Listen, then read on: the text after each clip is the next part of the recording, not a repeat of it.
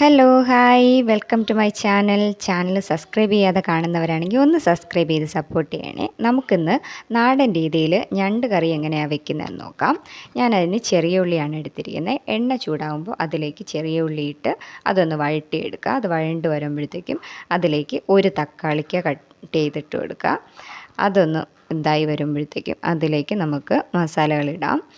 മഞ്ഞൾപ്പൊടി, മുളക് പൊടി, കുരുമുളക് പൊടി, അങ്ങനെ മസാലകൾ വളരെ കുറച്ചേ ഇടുന്നുള്ളൂ. നമുക്ക് അരപ്പിലൂടെ ചേർക്കാനുണ്ട്, അതുകൊണ്ട് കുറച്ചിട്ടാൽ മതി.